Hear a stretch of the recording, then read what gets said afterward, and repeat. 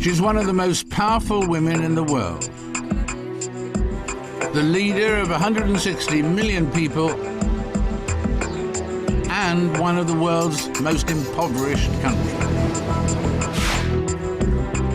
In interviews, she's strong-willed and feisty. That's true.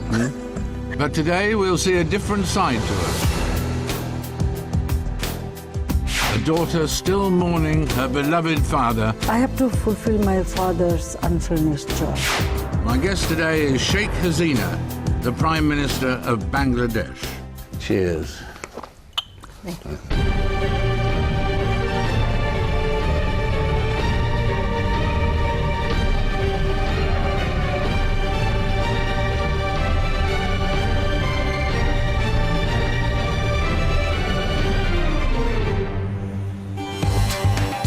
I'm about to embark on a trip with Sheikh Hasina to find out more about her life and the history of her country. The two stories are intertwined.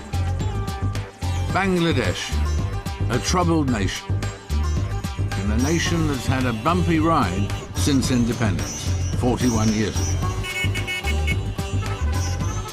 Poverty and corruption, assassinations and military coups. Each decade brings cyclones, leaving more than half the country underwater. How on earth do you govern a country like this? The Bengalis' troubles started 66 years ago with the British partition of India. On the frontiers of a vast territory, two dominions take shape and begin their separate lives on this memorable day. Under partition, Pakistan was established as a Muslim homeland. On paper, a brilliant idea. In reply, Mr. Jinnah said, "We are parting friends, and I sincerely hope we shall remain friends." In reality, 1,600 kilometers of northern India separated East and West Pakistan. The two lands were also divided by cultural differences. It could never work. Into all this, Sheikh Hasina was born, the daughter of the man who would lead the Bengali fight for liberation. Sheikh Mujibur Rahman, the central political figure in the struggle for independence. Was he a strict father, in fact? He was strict, no doubt about it, but he was the most lovable person. He was a very caring father, very lovable father, and he tried to give us more and more time. He used to take us to the park in the early morning, in the morning walk. So we have so many memories. But it wasn't all a walk in the park. West Pakistan built up wealth and power at the expense of the East. Pakistan depends for its economic life on foreign aid, which is granted on the basis of population and in theory should favor the East. In practice, East Bengal has only been getting 20%. The Bengalis claim they've subsidized West Pakistan to the tune of £3,000 million since independence. To counter the growing influence of the West, Sheikh Mujib started a language movement to prevent West Pakistan's outlawing of the native Bangla language. The Pakistani people, they don't speak Bangla, so they tried to prevent it. They wanted to impose Urdu as a state language. So my father started this movement, the language movement, in 1948. His decision to fight came at a price. I can remember one occasion in 1954. Early in the morning, when I come to my mother's room, I was very young. Then I saw my mother, she was very upset. Then she told me that your father was arrested. He was taken into custody. But when my father released from the custody, that was really very joyful time for us. During our childhood, mostly we stayed in the village with my grandparents. That day we couldn't understand anything. We're heading to Sheikh Hasina's grandparents' house. Getting to and from the village is easy for a Prime Minister, but for a young girl with a protective grandmother, it was very different. I was not allowed to go to the school. Why not? Because she was afraid. Oh, I see. Because I have to cross the canal by a wooden bridge. She was very much afraid that if I just cross this wooden bridge, I may fall in the river. My father was in jail, so if anything happened to us, so she was very protective. What are your memories particularly of your mother? Well, my mother was a wonderful lady, She sacrificed a lot. My mother never complained anything. She used to look after the whole entire family affairs. Yeah. Our education, household, even my grandparents, they are very old. So she used to support him. In absence of my father, she used to look after the party and how the movement is launched, everything she used to take care. Oh, really? But I learned from my father as well as my mother how to organize political party, how to organize a movement, how to support the movement. Politically, she was very, mature, and she worked very hard. But Sheikh Mujib's crucial role against the West made him a marked man. He realized he might be sacrificing his life. What he was doing was dangerous, yes. He never thought about himself, only for people, how he can ensure or free people from this exploitation, oppression. That's why, for the sake of the people, he always take, any kind of steps which was dangerous for him, but he never bothered for that. He was always ready to sacrifice his life for the sake of people. I can tell you one thing. Nobody should play with the fire. In the 60s, tension increased further between the haves of West Pakistan and the have-nots of East Pakistan. Sheikh Mujib dreamt of independence, and he carried his people with him. Rebellion was bubbling. At that time, we were so excited about what was going to happen. There was hope in the air, we were jubilant, we were going to get independence. Huge rallies in Dhaka's Ramna Park attracted hundreds of thousands of supporters. Everyone was in the streets, so you were there right in the middle, and that was the time when, unquestioningly, we all rooted for Mujib. This was the man who was going to give us liberation. Bengalis demonstrated in no uncertain manner that their allegiance now belonged to Mujib. He became the symbolic inspiration of the spirit of independence from 69 to 71. Sheikh Mujibur Rahman is the man at the center of the crisis now threatening to split Pakistan apart. In West Pakistan, he is disliked, mistrusted, even hated. But here among the Bengalis of East Pakistan, he is idolized. I remember walking back from there feeling so elated we were going to have this land of our own. An extraordinary result in the 1970 Pakistan general election meant events were soon to come to a head. In the general elections last December, the Sheikh's Awami League swept the board, capturing all but 2 of East Pakistan's seats in the Constituent Assembly and thus gaining an overall national majority. Suddenly the East could rule the West. But Pakistan's President Yahya Khan would have none of it and refused to accept the result. When Pakistani people didn't, hand over power, actually that was the clarion call to the people of Bangladesh to free the country. Sheikh Mujib took up the call. And then he made historic broadcasts. If we take our machines. In Dhaka yesterday, Rahman, who has long fought for self-government for East Pakistan, addressed a rally of his followers.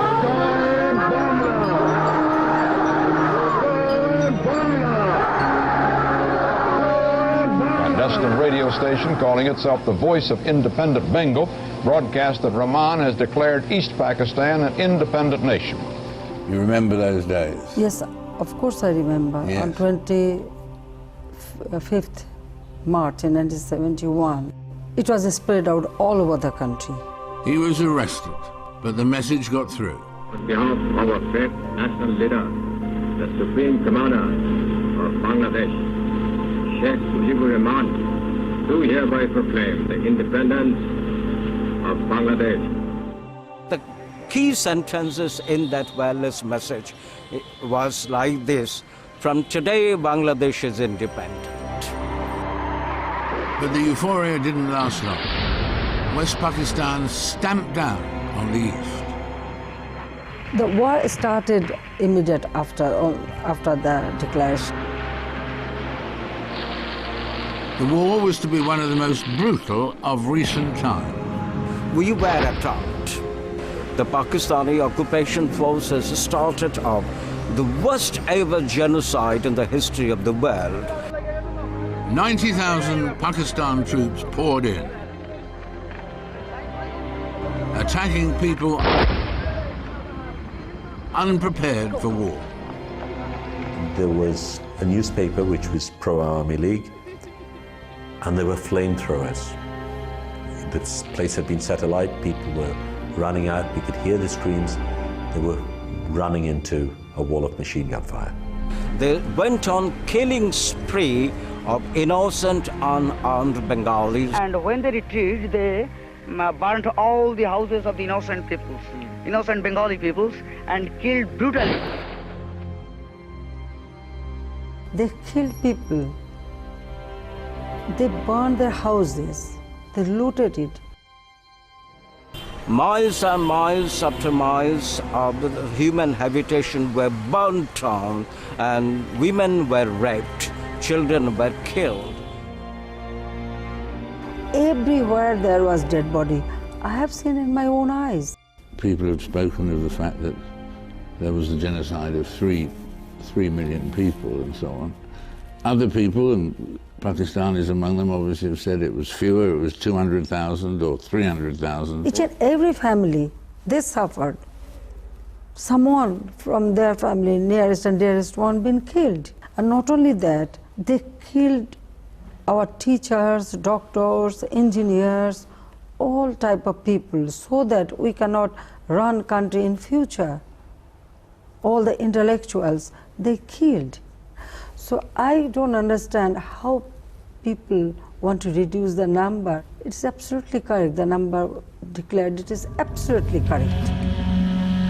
This was Dhaka, the capital of East Pakistan, a few days after the army had moved in to crush the Bangladesh secession. Eyewitnesses said 24 entire blocks of the city had been flattened and as many as 6,000 inhabitants killed. Here in the courtyard of one villa, an old man and his family, 3 women and their babies, were bayoneted to death. It's a horrible picture. You cannot, now you can see how genocide took place, how people been killed. Entire family was assassinated. On December the 3rd, 1971, India intervened on the side of the beleaguered Bengalis. Their forces routed those of West Pakistan, and just 13 days later...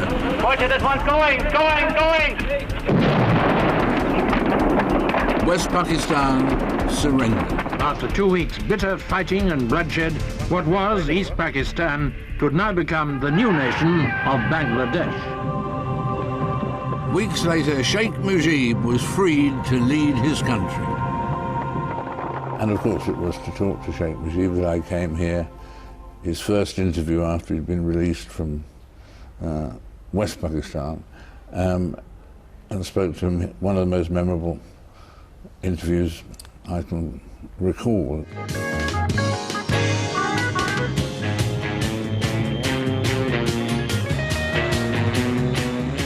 It is so good to see you. Just now, I'm so happy that now I am holding a press conference. I know, so that you can't do our interview now, but we shall listen. You will go tomorrow? Tomorrow would be lovely. Just near my cell, they have digged a grave.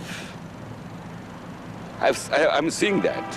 You knew they were doing that? Yes, I've seen that in my own eyes.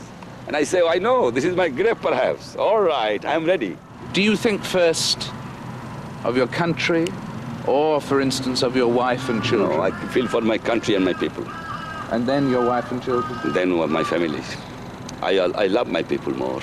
My father loved his people more than his family. Yes. Yes. And we are proud of that. And you're proud of that? I'm proud of that, yes. Yeah, yes.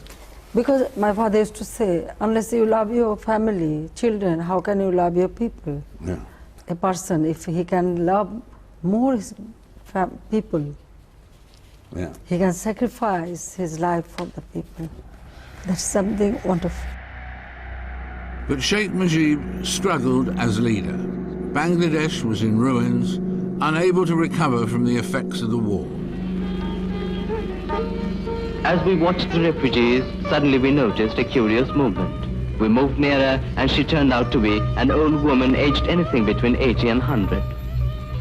She appeared to understand my questions, but would only reply, all gone, nothing left, none left. Million and billion people, you know, they fled from this country. Their houses been burned. There was no food, no currency, nothing. It was just a war-ravaged country. Economic collapse, food shortages, and terrible poverty. People turned against Mujib. Revolutionaries are not necessarily good statespeople, and I didn't think he was sufficiently aware of that difference. He tried to run it badly, but the things that went wrong started with the one-party system. In a desperate bid to save the country, Mujib cast democracy aside. Your father had surprisingly announced he was going to have a one-party state. Was that a good idea? Well, you see, as because my father loved his people and he wanted to ensure people a better life, that time he thought that he should take some steps so that he can recover the economic situation very quickly and rebuild this country. It is not exactly one party. He wanted everybody to be united for development of the country. I asked this question to my father. He told me that at least for 3-4 years we have to continue that. So he was suspending democracy, but going to bring back democracy. Yes. In another few years, democracy was yeah. there. Democracy was there. He wanted to bring back parliamentary system of democracy after 3 years. In the early hours of August the 15th, 1975, Sheikh Hasina's life was to change forever. You were in Germany at that time, weren't you? That's true. With your sister. Yes. How did you get the news? In the early morning, a phone call rang. I don't know, that day, that phone, still I feel the horrible sound I heard. We were staying with our ambassador, the ambassador's house. So ambassador himself, pick up the phone. Then he didn't say anything. He said that you call your husband. Then I said, oh, why? You can tell me. He said, no, please wake him up. Then I wake him up. He went there, and then he told him that there was a coup in Bangladesh. A group of rebel army officers had taken matters into their own hands. Still, we didn't know what really happened. Because the television, it was in German language, so we couldn't understand much. The officers burst into Sheikh Mujib's house in the middle of the night. They went from room to room, on a killing spree. My feeling was that then nobody is there. Perhaps we lost everybody. The same day, our ambassador,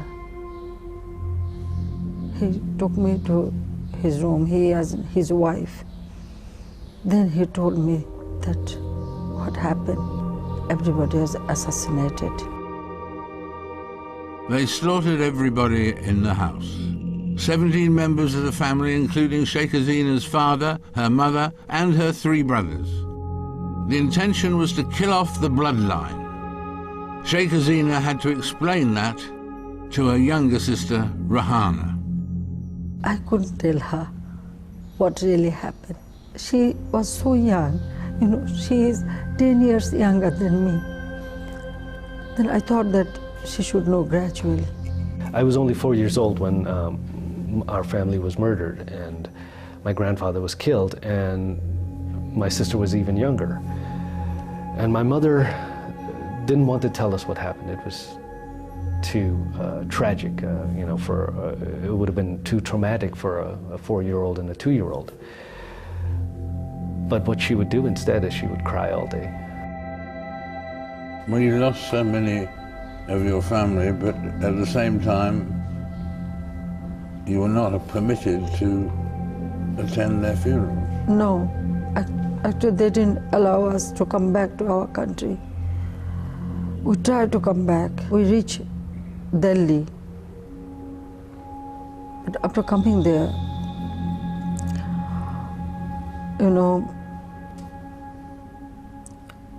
I met Indira Gandhi. She offered us that you can stay here because we are not allowed to come back to Bangladesh. Sheikh Mujib is buried in the family village of Tungipara. These Bengali people, my father loved them so much. How could they kill him? How could they assassinate them? It was a big shock for us.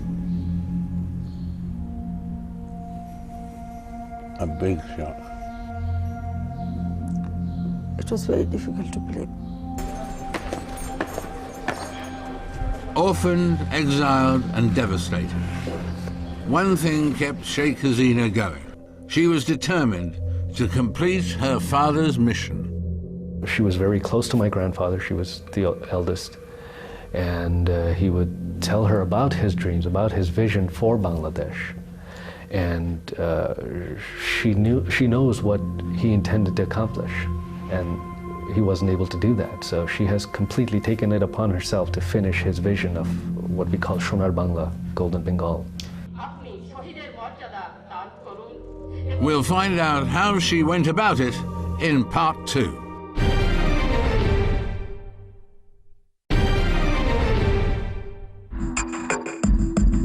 I've come to Bangladesh to meet the Prime Minister, Sheikh Hasina. And so this is the centre of the community here in a way. We've seen her devastation following the assassination of her family. How could they kill him? How could they assassinate him? She would go on to become a powerful but controversial leader. This is not a nation that takes care of its own people. And now she's fighting to win a 3rd election. If they vote for me, I am here. If they don't, I'm not here. Thank you so much. I've returned to Bangladesh for the first time in 41 years. I'm traveling around the country with the Prime Minister, Sheikh Hasina. She's showing me some of the places that mean most to her. Bangladesh is the 8th most populous nation in the world. 2/3 of the population, more than 100 million people, live in the countryside. 1,000 years ago, when it was part of northern India, Islam swept across the region. And today, 90% of Bangladeshis are Muslim. But there are Hindu temples alongside mosques in most villages. And everywhere there are rivers. They are the lifeblood of the country. Villagers whose lives and traditions have changed little over hundreds of years depend on them. Sheikh Hasina has a vision for the country, a golden Bangladesh, she calls it, following on from her father's vision. It's her life's mission. A Bangladesh where every man, woman, and child has the basic necessities of life, food, shelter, clothing, education, medical care. A Bangladesh where everyone is at peace. They don't have to be wealthy, but there is no poverty, there is no shortage. That's really the dream of a Golden Bengal. Today, dignitaries line up to meet her.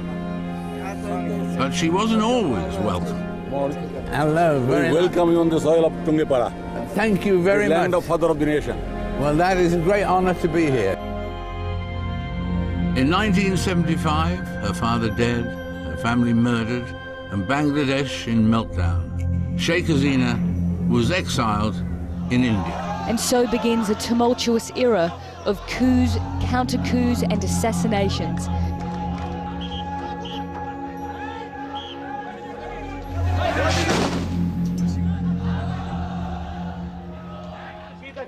After 75, about 18 coups that took place in our country. So there was no democracy at all. Sheikh Hasina was ready to fight for democracy in Bangladesh. And in 1981, she brought her family home. They thought that nobody from this blood will come back and take, the initiative. But I came back here, took the challenge. My children were very young. It was very difficult to come back, and the then government tried to prevent me so that I shouldn't come back. But I decided to return, come back, and to work for democracy. When we first moved back to Bangladesh, it was a very scary place to be.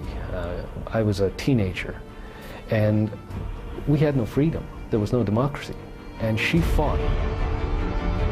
But her fight for democracy was all too reminiscent of her father's. During that time, she was arrested repeatedly. She was targeted for assassinations. She was shot at. There had been 19 attempts on your life through all these years. I mean, how did you come to terms with that? Well, you see, in 75, I lost my nearest, dearest one. Yeah. And so I don't have any fear about my life. On the 21st of August 2004, a grenade attack. They thought that if they can assassinate me, then perhaps they can stop this. They can stop my voice. They almost succeeded. 22 of her supporters died, and 500 were injured. It was carnage. She herself was badly hurt. I know my father sacrificed his life, and I am ready to sacrifice because I have to fulfill my father's unfinished job. My grandfather gave this country independence. He fought the military dictatorships and gave this country independence. I believe my mother gave this country democracy back. That fight for democracy dominated the 1980s. Sheikh Hasina worked with her sworn enemy, Khalida Zia, the leader of the Bangladesh National Party. The hatred between them went right back to 1975. Zia's husband had founded the BNP and had taken over power after Mujib's assassination. It had started what was in effect a blood feud. So this type of deep hatred, mistrust dominates the Bangladesh politics. It's not like traditional political rivalry. It's deep mistrust, deep hatred. The collaboration between the two women bore fruit.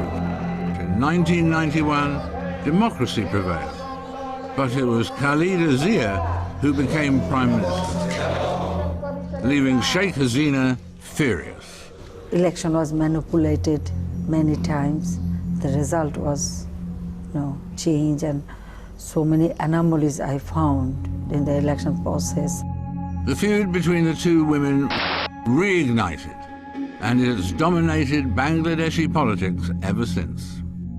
These personal issues, family issues, those issues have generated so much hatred between these two ladies, between these two leaders, and they always want to equate these issues with idealistic issues.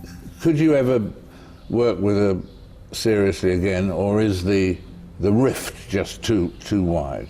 We have ideological difference. Yeah. Because our party was established to ensure people's right. Every election, each and every election was free and fair.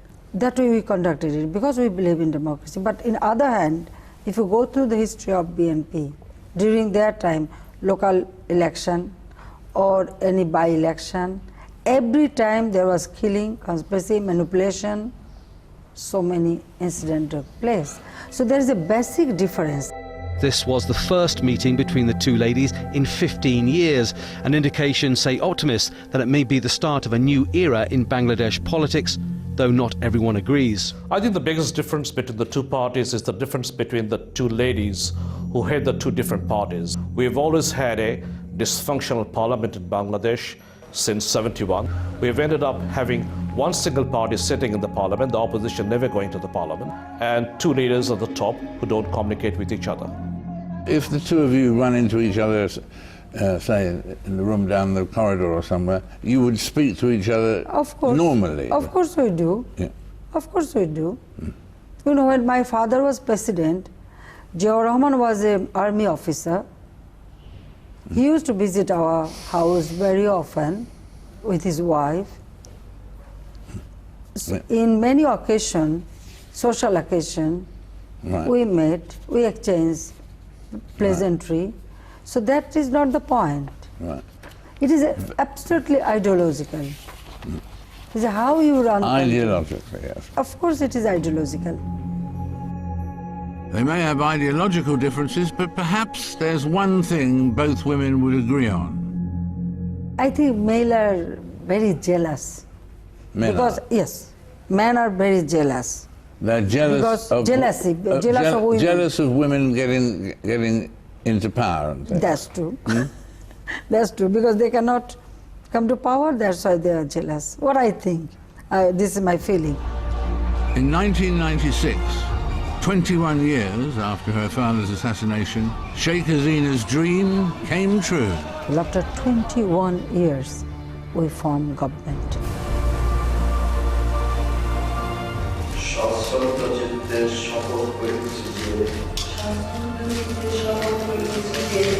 জনগণের ভোটের অধিকার প্রতিষ্ঠিত হয়েছে, সেজন্যই আমি আনন্দিত। সেই সঙ্গে সঙ্গে আমার মনে পড়ছে এই ভোটের অধিকার আদায়ের জন্য যারা আত্মাহুতি দিয়েছে সেই সব শহীদদের কথা। But as in her father's time, the real challenges would still lie ahead. Corruption was rife then, and today Bangladesh is still among the most corrupt nations on earth. How is the battle against corruption going? One always reads about corruption in Bangladesh and so on. Is there more or less today than there was 10 years ago? Of course it is less. You know, if you see that wherever military dictator rule the country, they patronize corruption. I feel that if there is corruption, you cannot develop a country. The people who make Bangladesh are the farmers in the field, the garment workers, the migrant workers. People like us, middle-class people, live off them. Yet we do very little for them. This is not a nation that takes care of its own people.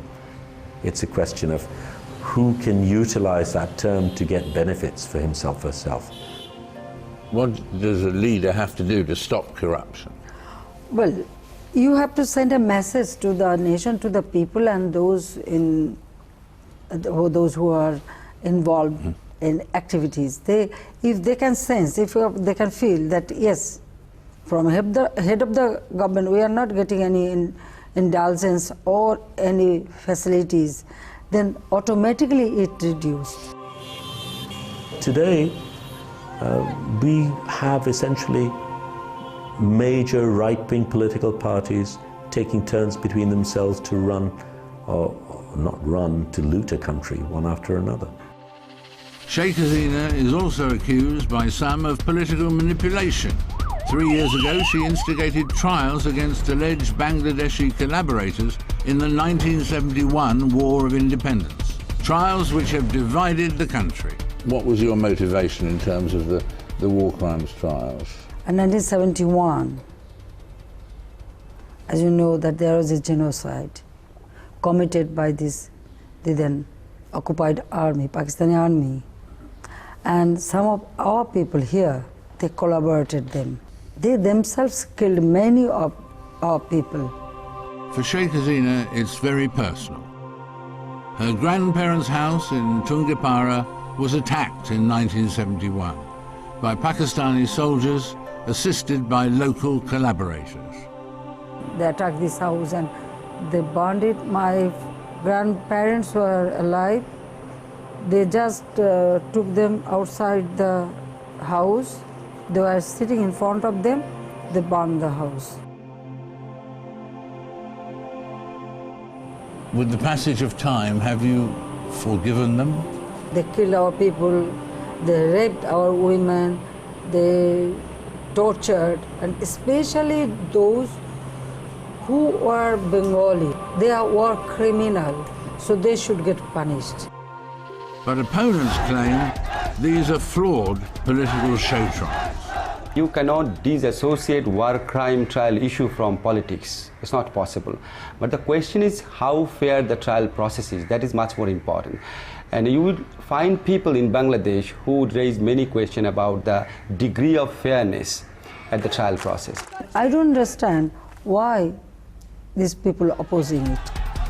A number of death sentences have been handed out by the courts. All are senior politicians from parties opposed to Sheikh Hasina. There are 10 opposition figures on trial, including the entire leadership of Jamaat-e-Islami and 2 from the opposition Bangladesh Nationalist Party. Jamaat-e-Islami has enforced a nationwide strike in protest at the verdicts. The opposition claim this latest sentencing shows again how the Prime Minister is clearing away those who threaten to unseat her in the elections scheduled for later this year. Sometimes you can hear the hue and cry from many quarters that you are taking revenge against opposition and this and that. It is not true. Law will take its own course. Those who lost their family members, it is their demand that these criminals should be punished. So it was our commitment to the people. If you don't try these criminals, then you cannot move forward, because it is just like a curse to the nation. And what of the climate? Is that a curse? The country is a vast delta, a floodplain, fed by huge rivers from the Himalayas. Rivers are essential to the rural economy, and flooding is the norm. But cyclones bring devastation, and global warming threatens millions. This was 1998. A series of cyclones left more than 3/4 of Bangladesh underwater. That was the worst flood we ever faced in this country. The whole country, about 70% area, was underwater for almost 68 days.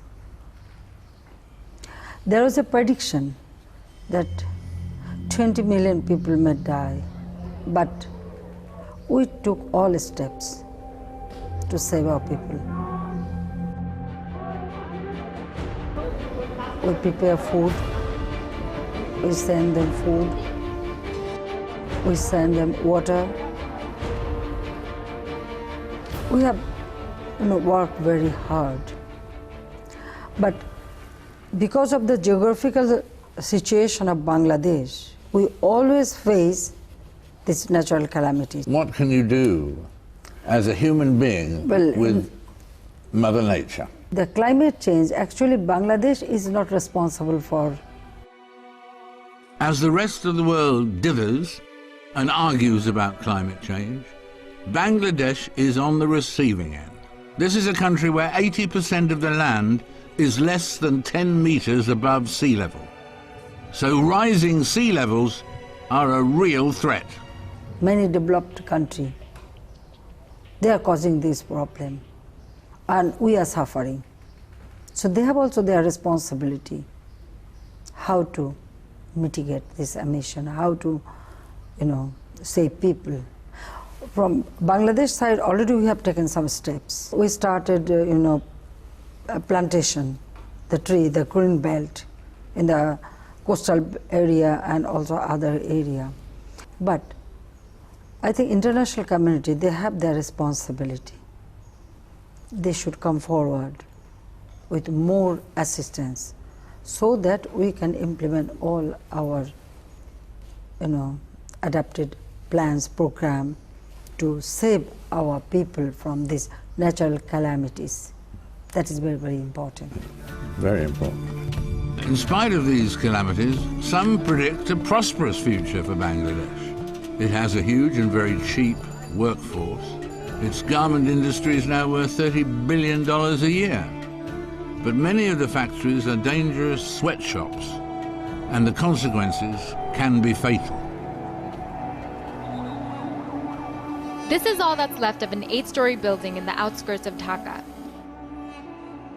Authorities say the building did not meet safety standards, yet inside were factories making clothes for global retail brands. My son's name is Mehdi. Please, I beg of you, bring him back to me. If they can't find him, I'll die. Bangladesh is the world's second largest garment producer. The owner of the building forced all the workers to go to work. This is how he killed all the workers. I want him hanged. I want him hanged. Very sad story what happened. Yes. It is not, we cannot accept it, because previous day it was identified that there is some crack in the building, and our law enforcement agencies and the local administration, they asked all the workers to come out from the building, and they stopped that you shouldn't, go there. So next day, they engaged that one from our engineering university. They will go, they will see the condition of the building, and then they will decide. Unfortunate thing happened that some of the owners and their representatives, administrative officers, they forced these garments workers to enter the building, and then it was collapsed. These poor people, they have come from village to make their fortune. Unfortunately, they lost their life. There's a stench of dead bodies here, and rescuers have called off their search for survivors. Many of Bangladesh's garment factories are owned by the country's MPs and wealthy supporters of Sheikh Hasina. Could she or others have done more?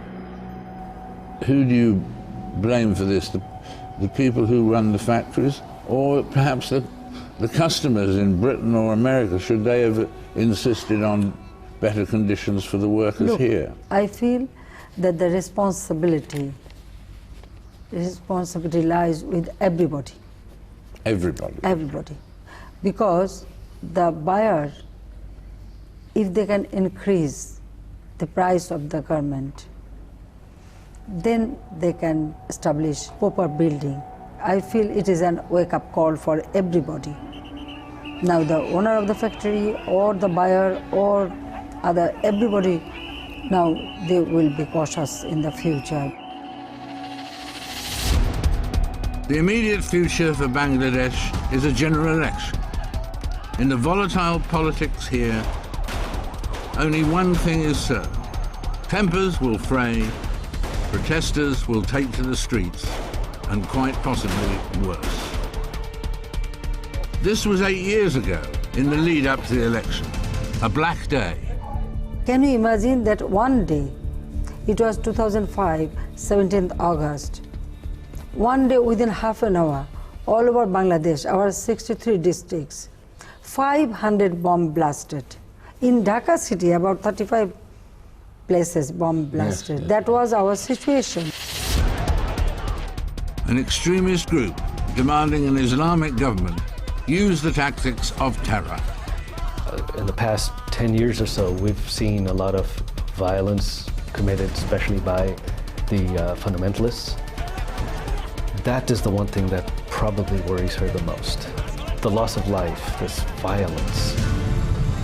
But after more than 2 decades of the same two parties and the same two leaders, even moderate voices are now calling for political change. There is definite demand for new political leadership or third political forces. But the supply line is weak. The problem lies there. But demand is definitely there in the society. Prime Minister, there's a general election coming at the end of this year, beginning of next year. I'm assuming that, of course, you will run again in that election and expect to win again. It totally depends on people.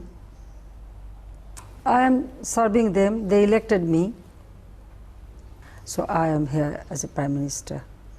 Next election will be absolutely free, fair. If people are satisfied, if they voted for me, I will come. If they vote for me, I am here. If they don't, I am not here. But I want to establish that their voting right, their constitutional right must be established, and they get all chance to vote freely and fairly and choose their own government. I've really enjoyed this second visit to Bangladesh, and I think I better not wait 41 years. For my next one, I might not be at my best then, perhaps. But thank you so much. It's been a joy and a delight to be here. I'm really happy that after 42 years, you are again in Bangladesh and again in the same house. Yes, we look forward to the next installment. Thank you very much indeed. Thank you.